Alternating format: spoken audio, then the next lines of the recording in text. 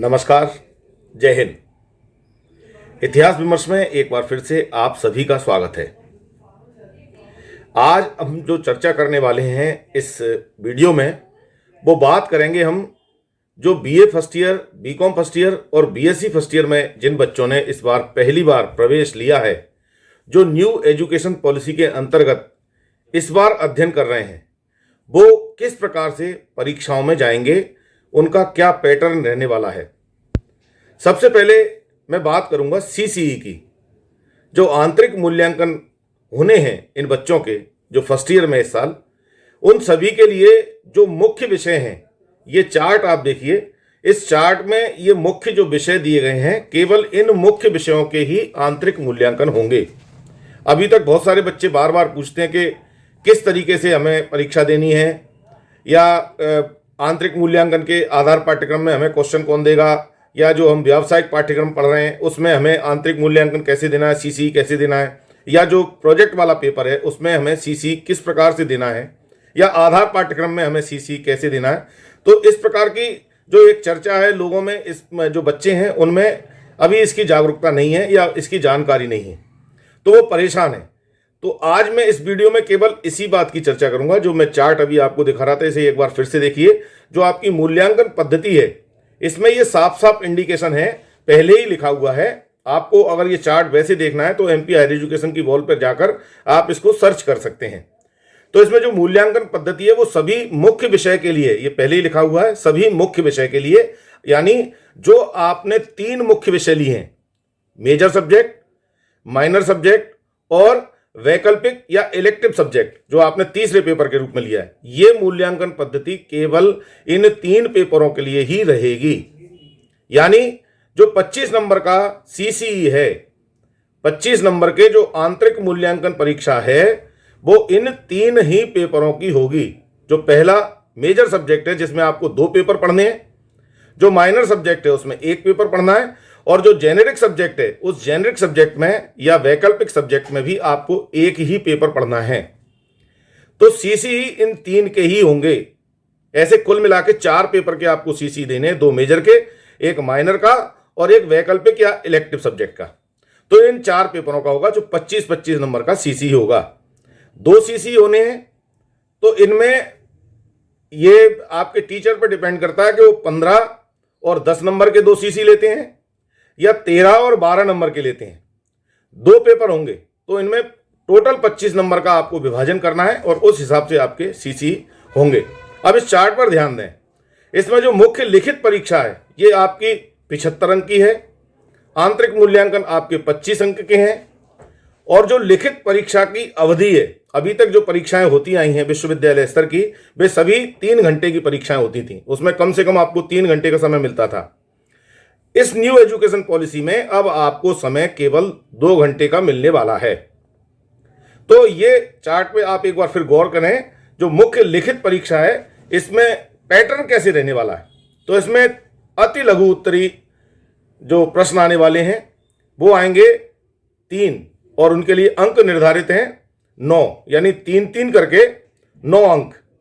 तो आपको इस प्रकार से अति लघु उत्तरी देना है। इसमें उसका टोटल अंक है 9।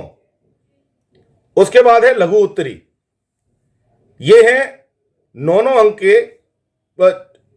के 4 क्वेश्चन, 4 प्रश्न, यानी 9 चौक 36, ये 36 अंक के हैं। अति लघु उत्तरी 9 अंक के, लघु उत्तरी 36 अंक के, और दीर्घ उत्तरी प्रश्न, लॉन्ग आंसर। तो ये लॉन्ग आंसर जो है ये आपको 2 लिखने होंगे, जो 15-15 अंक के हैं, कुल टोटल 30 अंक। ऐसे 75 अंक का जो है आपका मेन परीक्षा में पेपर आएगा, जो मार्च अप्रैल में आपकी परीक्षाएं होने वाली हैं, और 25 अंक का सीसीई। तो जो मेजर सब्जेक्ट बच्चे पढ़ेंगे वे दोनों पेपरों में 25-25 अंक के सीसीई लिखेंगे और 75-75 अंक की परीक्षा देंगे। जो माइनर सब्जेक्ट के बच्चे हैं वो केवल 1 पेपर, जो माइनर पेपर है उसे पढ़ेंगे, उसका सीसी 25 नंबर का सीसी लेंगे और 1 पेपर देंगे। और जो वैकल्पिक विषय है या इलेक्टिव सब्जेक्ट जो हमने लिया है तीसरे पेपर के रूप में, उसमें भी बच्चे जो हैं 1 ही पेपर देंगे, और उसमें 25 अंक का जो है वो सीसी है और 75 अंक के आपके जो हैं वो मुख्य परीक्षा के अंक रहेंगे। तो ये अंकों का विभाजन हो गया। अब बहुत से बच्चे जो हैं ये पूछते हैं कि हम कहाँ से इसका अध्ययन करें। कुछ बच्चों ने वैकल्पिक विषय जो है वो अलग से दूसरा चयन कर लिया है, जबकि वैकल्पिक विषय की जो सीधी सी अवधारणा ये है, जिन महाविद्यालयों में आर्ट और कॉमर्स दोनों चलते हैं और आर्ट्स का बच्चा यदि कॉमर्स का कोई पेपर पढ़ना चाहता है तो जो वैकल्पिक विषयों का चार्ट दिया गया है, ये चार्ट आप देख सकते हैं इसमें, ये चार्ट जो दिया गया है इस पूरी रूल बुक में चार्ट है जो एमपी हायर एजुकेशन है उसमें दिया हुआ है। तो वो कॉमर्स में से कोई एक पेपर पढ़ सकता है जो उसकी इच्छा है, जो इस चार्ट में दिया है, आर्ट्स वाला व्यक्ति। और यदि कॉमर्स वाला व्यक्ति आर्ट्स का कोई पेपर पढ़ना चाहता है तो इसी चार्ट में जो है आर्ट्स के जो पेपर दिए हुए हैं उनमें से कोई एक पढ़ सकता है। ऐसे ही साइंस के लिए, और जहां आर्ट, कॉमर्स और साइंस तीनों फैकल्टी हैं, वहां जो बच्चा पढ़ रहा है, जैसे अगर बीए कर रहा है तो वो या चाहे तो बीएससी वाला एक पेपर पढ़ सकता है जो इस लिस्ट में दिया गया है, और चाहे तो वो कॉमर्स वाला पढ़ सकता है। लेकिन जो आर्ट्स वाला व्यक्ति है वो अगर वैकल्पिक विषय के रूप में तीसरा पेपर जो चुनता है तो वो वही पेपर पढ़ेगा जो माइनर सब्जेक्ट के रूप में बच्चा पढ़ रहा है, तो उसको वही पेपर तीसरे पेपर के रूप में पढ़ेगा। बस इसके क्रेडिट पॉइंट जो हैं वो अलग होंगे। तो इस प्रकार से ये इसकी मूल्यांकन पद्धति रहेगी। और इसमें जो पाठ्यक्रम है, जो आधार पाठ्यक्रम का, इस चार्ट को आप गौर से देखें, इसके ऊपर के भाग पर ध्यान दें। जो प्रथम वर्ष के लिए आधार पाठ्यक्रम बच्चे पढ़ने वाले हैं उनमें 2 पेपर होंगे आधार पाठ्यक्रम के। पहले पेपर में हिंदी और अंग्रेजी आपको पढ़नी है, और दूसरे पेपर में पर्यावरण अध्ययन और योग का अध्ययन, योग और ध्यान के संदर्भ में आपको पढ़ना है। और इन सभी के लिए चूंकि 100 नंबर के ये पेपर हैं तो इनके लिए अंक का विभाजन 50-50 अंकों का है। तो इस प्रकार हिंदी 50 का, अंग्रेजी 50 का, पर्यावरण 50 का और योग और ध्यान भी 50 का रहेगा। और इनके लिए जो क्रेडिट पॉइंट दिए गए हैं वो 4 क्रेडिट हिंदी अंग्रेजी के लिए हैं और 4 क्रेडिट जो हैं वो आपके लिए पर्यावरण और योग के लिए हैं। तो अंक 100 का ही है और क्रेडिट पॉइंट के जो है वो अलग रहेंगे। अगर कोई विद्यार्थी जो है वैकल्पिक विषय के रूप में कोई दूसरा पेपर पढ़ रहा है साइंस का या कॉमर्स का, और उसके महाविद्यालय में ये व्यवस्था पढ़ाने की नहीं है, तो इस चार्ट में ये जो वैकल्पिक विषय के अध्यापन की व्यवस्था के संबंध में जानकारी दी गई है इसी सूची के अंतर्गत।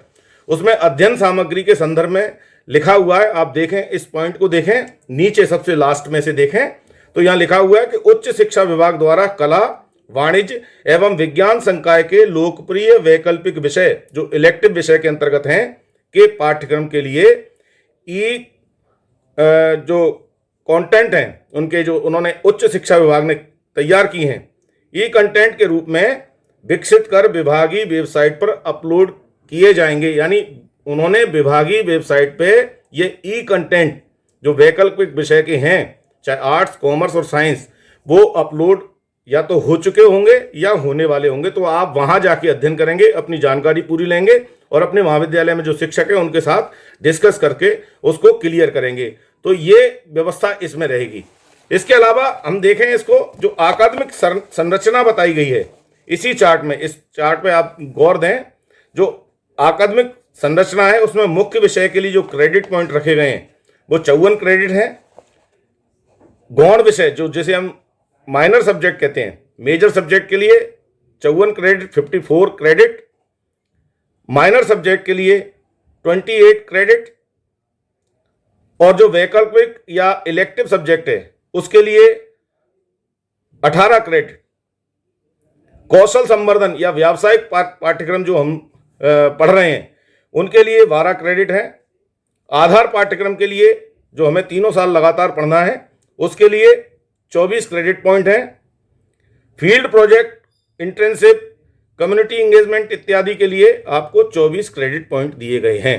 तो इस प्रकार से ये क्रेडिट पॉइंट का विभाजन आपके इसमें रहने वाला है। और जो हायर एजुकेशन की साइट है उस पर जाके आप अपनी जिज्ञासाओं का समाधान कर सकते हैं। क्योंकि महाविद्यालय में कई बच्चे इस तरह की चर्चाएं कर रहे थे, बार बार उनको जानकारी नहीं मिल पा रही थी कि हम कैसे अध्ययन करें, कहाँ करें। और इसमें आप एक चीज़ और देखें, इसमें एक क्लियर लिखा हुआ है, जो चार्ट मैंने अभी आपको दिखाया था, एक बार फिर उसको देखें गौर से।